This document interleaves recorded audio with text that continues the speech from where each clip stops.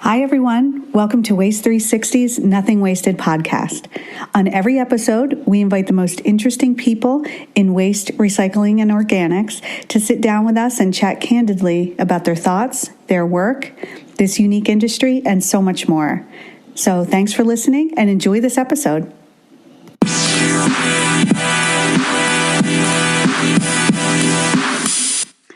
Hi, everyone. This is Liz Bothwell from Waste 360 with Susan Robinson, Federal Public Affairs Director at Waste Management. Welcome, Susan, and thank you for being on the show.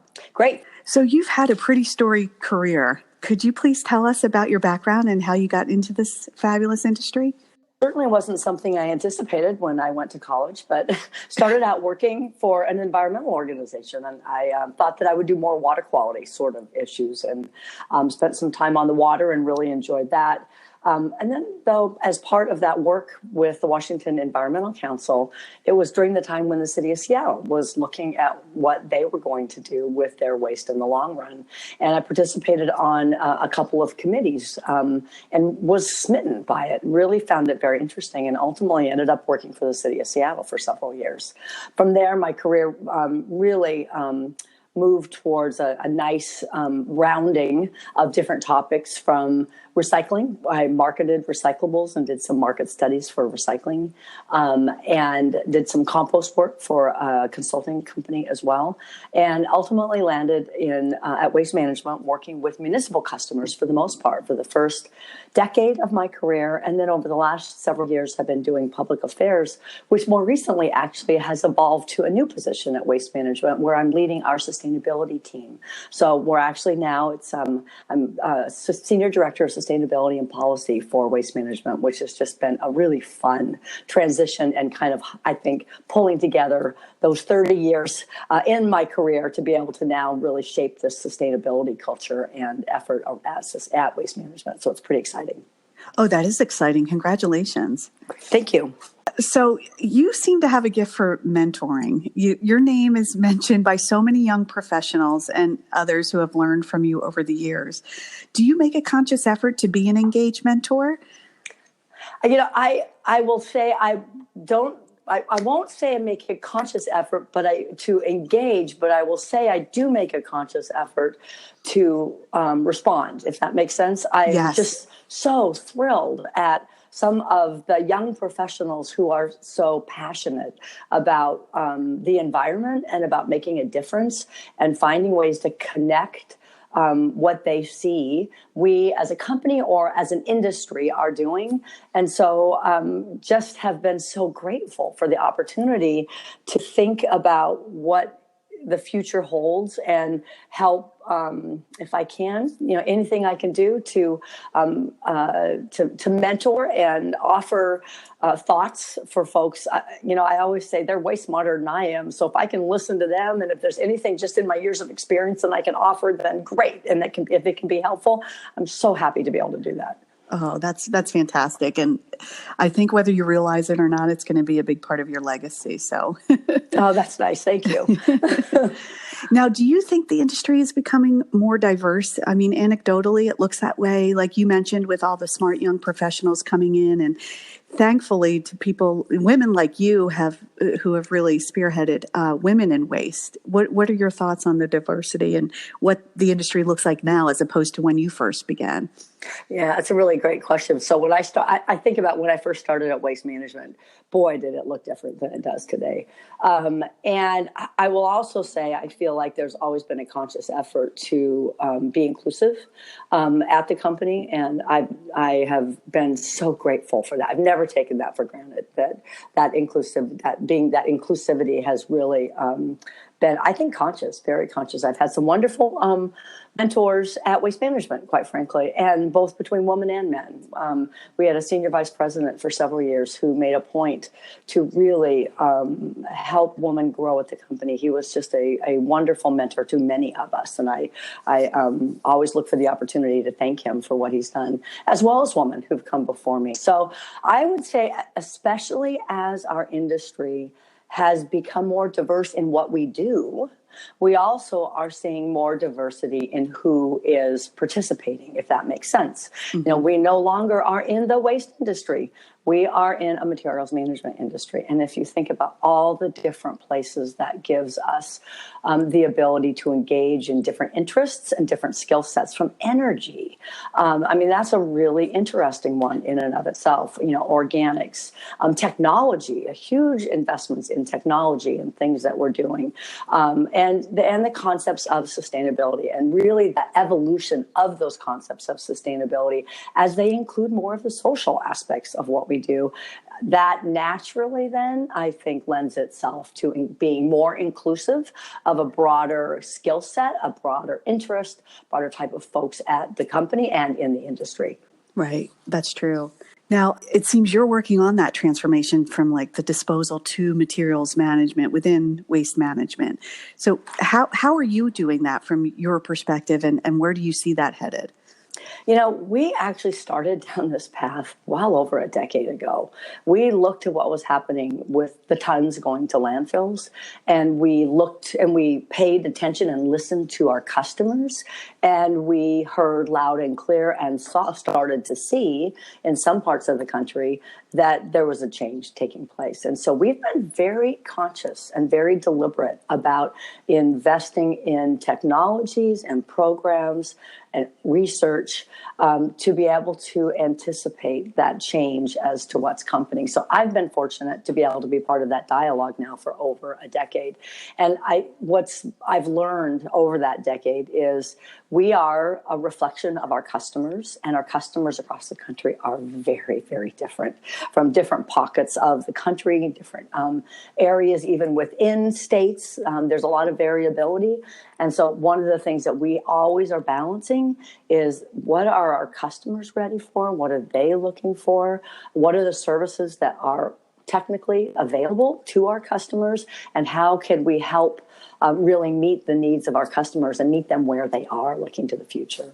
Mm-hmm. That's a great perspective. And could you tell me a little bit more about Waste Management's spectrum model? I know one of our 40 under 40 winners was involved in that with you, so I'd love to hear more about that.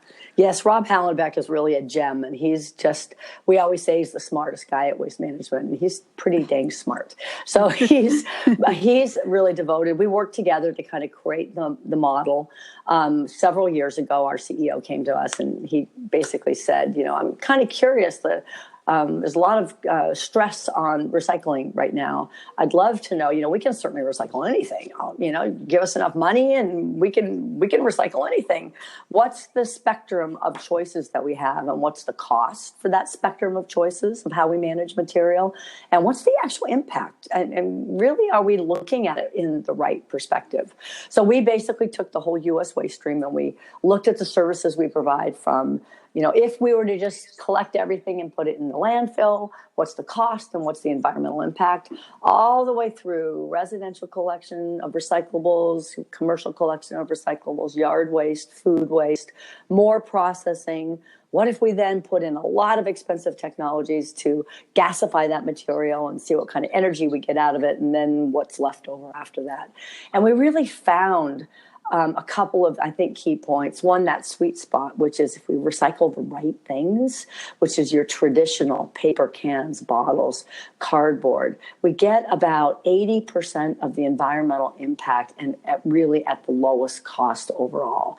From there, we start to add more materials that add incremental environmental benefit, but sometimes that cost goes up really high. And so it was a really interesting kind of aha moment for me that said, maybe and it really, I have to say, it really did change a lot of how I do my job, which is to think more about the environmental impacts of what we're doing, and not just take for granted that what we've been doing for the last 30 years is the best way to do it for the next 30 years. Right. But let's use that data and that science, and let's make decisions that really will have the best overall environmental impact.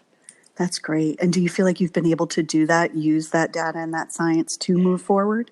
I feel like we are, but boy, is it slow. I have to say, Human behavior is really hard. It's hard to change. True. I always think people like me with gray hair, we kind of need to retire in many ways so that we kind of allow for this like new, this new young folks that we talked about earlier to come in and think differently about how we manage material, because I think we sometimes are so ingrained in 20 and 30 years versus doing it one way. It's very hard to shift our thinking. So I've been surprised at that. I will say, though, I think with current market conditions the way they are, we're almost being forced to step back and to think differently. And it's not all bad. Sometimes, as we say a lot, maybe overused, crisis creates opportunity. But as we are in this really tough market condition, I do think it is forcing us to look at everything a little bit differently. And indeed, we're finding, I don't know that it's consciously, but we are finding some communities that are really having to, reflect upon what is the right decision for us as we look forward. Right.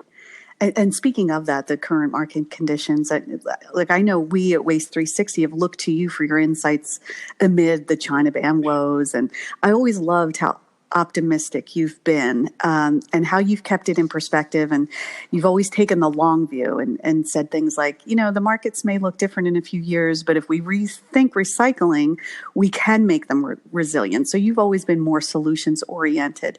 How do you feel now that we're living in this new reality? I mean, from what you just said, it seems like you're still optimistic and that some of that change is happening, albeit slowly. Yeah, it's interesting. We actually just had this conversation yesterday because markets have continued to fall. Cardboard in some parts of the country is 85% of the value of what it was a couple of years ago. The commodity pricing is the lowest it's been in a decade. And so we talked internally like, how do we feel about this? And again, I'm going to really revisit the emphasis on the long run.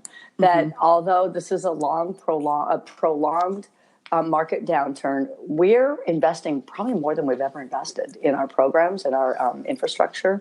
And we are really looking to the long run. We've got $110 million worth of investment last year, probably that much this year and anticipated for next year.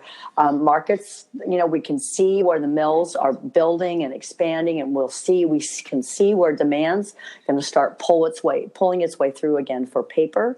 So we are maintaining that optimism. We're moving material, even at a cost, we're moving material to market. And by golly, we're staying optimistic, and we're going to just forge ahead with new facilities. We're building three new facilities this year, and really looking to the future of a successful recycling program. It does, though, make us, I think, much more pragmatic about what we do and how we do it. And I think a little bit more firm about making sure that we're recycling the right things and that we're really focusing on that quality aspect of recycling. That makes sense. So do you think MRFs are changing to reflect today's waste stream? I think they're changing a lot. In fact, I think a couple of things are happening. I think MRFs are being certainly a lot more careful about what they accept on the inbound stream, and they're developing more protocols and procedures for ensuring that it's a cleaner stream coming in the door. I think a lot of MRFs are also investing in more technology to be able to become more efficient. Our costs have just skyrocketed as we've had to increase our quality out the back end. So to do that, we're investing in a lot more technologies to become more efficient and do a better job of producing a higher quality material at the back end. And all of that happens as we continue to see a change in that waste stream. And it's funny, we started talking about it a couple of years, the changing waste stream, and boy, are we seeing it. It's really a lot of shifts, even though we still see about 80% of the material that we manage is paper. And our single stream MRFs, probably about 55% of the material that we manage is paper. So there's still a lot of paper in the stream, and that's fundamentally the biggest commodity that we're handling.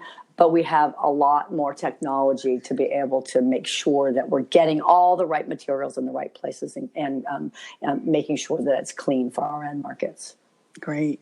Now, do you think a dual stream is in our future? So we get asked that question a lot, and I keep revisiting it because I do know that there are some communities that have decided to either stay with a dual stream or even revert to a dual stream. But I would say for a couple of reasons, we do not anticipate much of a change in programs. One, the huge amount of investments in single stream programs between trucks and processing capacity. And one of the reasons is because it's a lot less expensive. Over 60% of the cost of collection of the cost is in the collection of overall recycling programs. So single stream keeps that cost down by making the trucks more efficient on the route. And kind of part and parcel with that is they require less drivers, and we have a driver shortage. And so that concept of more labor is something that really, I think, at the end of the day, will play a huge role. And then I think finally, there's kind of two more things. There's a lot of reasons here. Safety. Single stream collection is much more safe for our customers and for our drivers, and that we can have automated collection. And then for the customer perspective, our customers like it. They love it. It's convenient. More people recycle, and they recycle more. And I think as we focus more on education around quality, we'll start to see that we can overcome some of the challenges of the quality of material in single stream programs and take much more advantage of all those benefits that you see with single stream. I think that's true too. So do you think policy is keeping up with today's consumer behavior around recycling and waste? I think we're trying to catch up, quite frankly. I wouldn't say keeping up. I think we're working hard to use this opportunity to catch up. I think about it a lot, and policy's everything in our business. And whether it's, creating the demand for recyclables, whether it's creating the economic drivers for recycling, which ultimately then you can create the kind of socioeconomic investment in our recycling programs. I think we have a huge opportunity to catch up. And in some parts of the country, I think that's driven a complete culture change around how we consider not just recycling, but more around the environment. And then we have some places that I think we really have a lot of opportunity to do a lot more. True. And you've spent a lot of time interfacing with local governments and implementing new municipal programs. What do you think is the biggest challenge that you find in bringing the public and private sector together successfully? When I think about local governments, I think, there's a lot of issues that local politicians have to deal with. We're just one. Recycling is one. Recycling and waste management issues are one issue. And sometimes I think we need to do a better job of recognizing kind of the suite of pressures that many local communities have. So I kind of have two thoughts on that. I think in some places, perhaps state policy, creating umbrella policies will help. I'll use the word give cover to those local elected officials to help them implement programs and perhaps kind of rise above some of the local pressure, the competing local pressures that we have.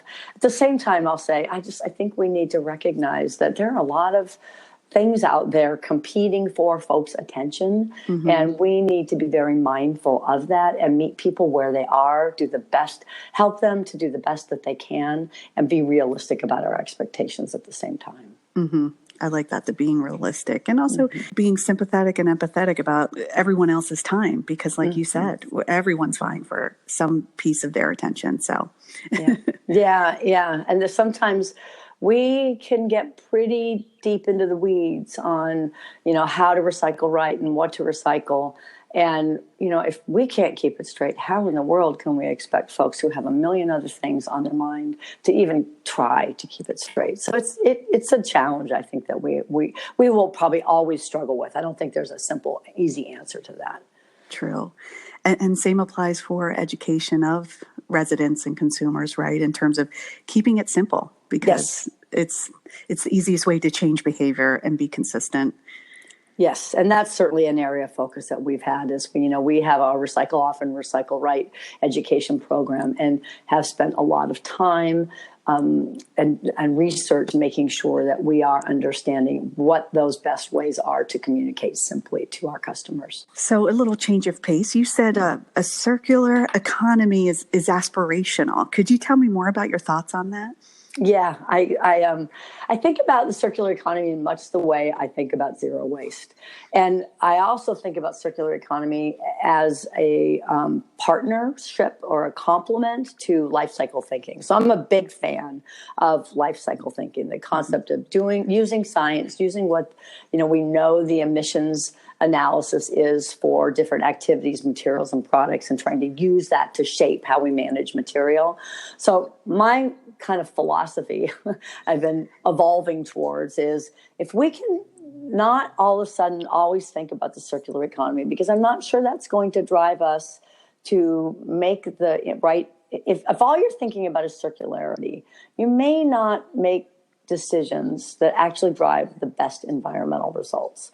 But if we use life cycle thinking to create programs and processes that have the best environmental results, pretty soon we start to evolve towards a circular economy. So I see much more of an incremental evolutionary effort to get us where we're going, as opposed to trying to look at the end run and not contemplate really what those steps are along the way. So it may be just terminology, I'm not sure, but I think I do worry that circularity sounds so good. It's such a great soundbite and it's such a great visual. Sure. Life is more complicated than that. And I think we need to be I think if we've learned nothing over the last 30 years is that, we need to be more thoughtful about the details of what we're doing in order to drive us towards that best environmental solution. Because in some cases we may not have made decisions that really ultimately were, the best in the short run. But we can actually use our knowledge now to kind of work our way towards those better environmental solutions. Mm-hmm. That makes sense. So how has technology changed waste and recycling from your seasoned vantage point and the last 30 years of your career? I think there are some places where we can look towards, at a broader scale, say the first thing, technology for our fleet. You think about historically, one of our biggest impacts is our fleet, right? Mm-hmm. We're on the trucks, on the road, in neighborhoods and communities every single day across the country. And we now have changed to a natural gas fleet. By the end of this year, 60% of all of our route trucks will be running on compressed natural gas. And we're also using renewable natural gas in those trucks. So those are getting close to being a near zero emissions fleet for us as we move towards renewable natural gas in our trucks. So while that's one piece of the story, that's a pretty exciting evolution of a big part of the services that we provide. So there's an example in 10 years time, really 10 years time. We started that process in the early 90s, but really about 10 years ago made that commitment to that fleet. And then as we move towards renewable natural gas, that's pretty exciting. Then what we're doing is we're doing more with the fleet, and we're using more cameras on trucks, both for safety reasons and for customer communication. And one of the things I get excited about is how do we use technology, let's say on a truck, to be able to change behavior with our customers for recycling. Now, there's where I've always said for the time I've worked for Waste Management is we have really tried to find equipment to solve human behavior problems or issues, challenges. And sometimes it just takes more change of behavior. You can't do it all with equipment or technology. But here we are with an opportunity to change behavior using technology. If we use cameras on trucks to help identify where we have contamination, and we can communicate with customers to help them have immediate feedback to be able to improve the quality of their material, that's a win-win all the way around. We can be more efficient in how we have that communication, and we can help drive that behavior change. So I think that's one simple place that I'm seeing an enormous opportunity to use that evolution of technology to really drive a lot of positive change in our industry. Oh, definitely. And I didn't even realize those numbers. That's outstanding. 60% and wow. Yeah, it's pretty Amazing. cool. Yeah, and then we've certainly, at the recycling facilities themselves, you see a lot of technology evolution. So when I first started, I was so excited about an eddy current that separated aluminum. I mean, that was a pretty big deal, Yeah. and then over time we put in optical sorters. And so we've got now, many, many optical sorters used for many different kinds of materials. They're probably one of the staple, it's probably one of the staple technologies in our facilities. And now as we use robotics. We have, I think, several that we're trying to see which one. We've got, I think, 4 that are in use right now. So that's exciting. And then we're actually using AI at one of our landfills. We have a pilot where we're actually using AI for the equipment on the face of the landfill. So it's a really great pilot that is one that we think has some great opportunities. So a lot of different places for us to really find ways to optimize the services that we provide. Wow. This is an exciting time to be in the industry, and you've really seen it evolve. That's awesome. Yeah, it is exciting. You're right. And it actually, again, while it's challenging, it's really forcing. Sometimes, when things are challenging or when things are going really well, you can be complacent. And I think that for us, this is an opportunity to really go to the next step up, go to the next step, take advantage of the attention and the focus and really drive towards better solutions down the road. Definitely. You've previously said that extended producer responsibility discussions in the U.S. tend to include really broad, sweeping statements. Now, do you still feel that way, or do you think there's now a deeper understanding of what EPR is and what it isn't? I think there's certainly a lot more dialogue around it over the last probably a couple of years. And I think I'm interested in that it's getting a little bit more granular, I would say. So I would suggest, I look at producer responsibility more broadly around producers taking responsibility, and we see a lot of that happening in the United States. I mean, it's pretty impressive, the amount of energy that producers and manufacturers and brands are putting into trying to really make their products and their packages a lot better. As it comes to extended producer responsibility, there's a lot of activity in hard to handle materials, and we're seeing, certainly an elevated discussion around some sorts of packaging as well. So, one of the things we've talked about is, what does it look like in the U.S.? Does it need to look like it does in other countries?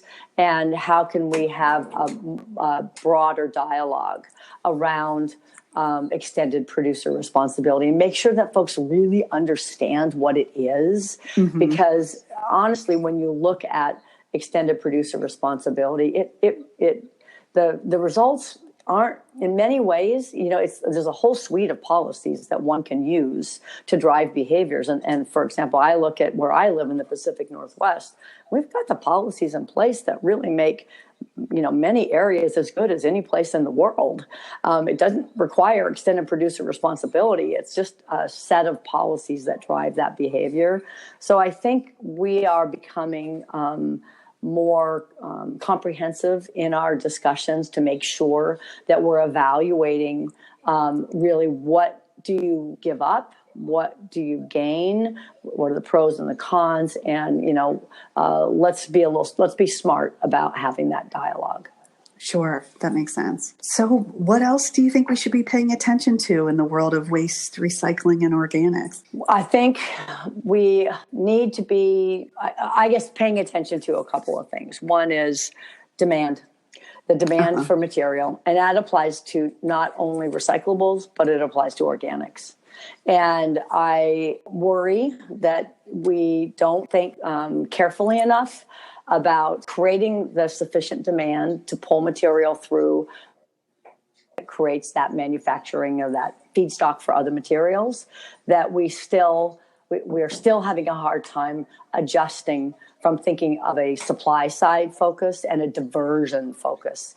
So, one of the things I've been thinking about is 30 years ago, when we started curbside programs, we had a lot of recycling before then, right? Recycling is as old as time. But we recycled to create feedstocks to make other things. And it was done for a very deliberate reason. And it only happened when you were going to use a material to make something. When we shifted to curbside recycling programs, we really, to get people to participate, we changed the narrative to a diversion focus, away from a feedstock for a product focus. And we lost sight of why we're recycling. So I think we have an opportunity now to, I hope, change that narrative back to recycling as a manufacturing feedstock, and organics as a feedstock for something else. It's not about a diversion to get your numbers up. It's about the environmental benefits of offsetting the use of virgin resources. And so, by doing that, then we can focus more on reduction. And we can focus on making sure that we're recycling the right things well, so that we truly have a feedstock for new materials. If we aren't making things into new products, we've wasted a lot of time and energy for something that really has no environmental value. And I don't think we've done a good enough job yet of recognizing how important that demand side pull is, and that manufacturing process really is. Oh, what a great point. It's so true. That would be great to get back to that mindset, because you're right, that narrative certainly has changed. Yes, it really has. It really has. And it unfortunately, it changed pretty deeply. And so it's a big swing, and it's a very tough one then to, switch that pendulum back and be a little more thoughtful in how we really consider kind of the approach that we take to how we manage material. Right. So what advice would you give to professionals considering entering our industry? Oh, it's an exciting one. Come in with open eyes, and come in with a mind that's open to thinking about things really differently. Don't get too ingrained in those age-old paradigms that we've had. Come in and challenge us folks with gray hair. Challenge us to do things differently, and to think beyond recycling and think to the environment. I think if I could say nothing else, it's don't think of it as a myopic way, but think about really why we're doing this, the many opportunities we have to think differently in the future and to do things differently. The way we're managing materials today sure as heck better look different in 30 years. It looks different than it did 30 years ago. And, it needs to continue to evolve. The materials that we're using and how we live is going to change dramatically, which means we can't do things the same way looking to the future. We need to really look ahead and recognize that we need to be open and willing to embrace technology, embrace education and outreach and different kinds of thinking to meet our customers where they are and to make that change for the environment in the future. I love that. Great advice. So, Susan, what keeps you busy outside of work? You're in beautiful Seattle. I know. I am in beautiful Seattle. I'm a big hiker, and I happen to have my family here this weekend. And my grandson, my baby grandson here from the East Coast. So I get to play and be grandma for the weekend, which is pretty exciting. Oh, enjoy every minute of that. Thank you. I am. I can tell. That's awesome. So how can our listeners hear more from you? Well, hopefully opportunities like this will continue to arise, and I certainly am always happy to respond when people reach out to me. And I think there are just, so many great opportunities across the country to do good things and to think differently and to look to the future and remember that this is a cycle. Stay in it for the long run. We're going to come out, be smart in how we do it.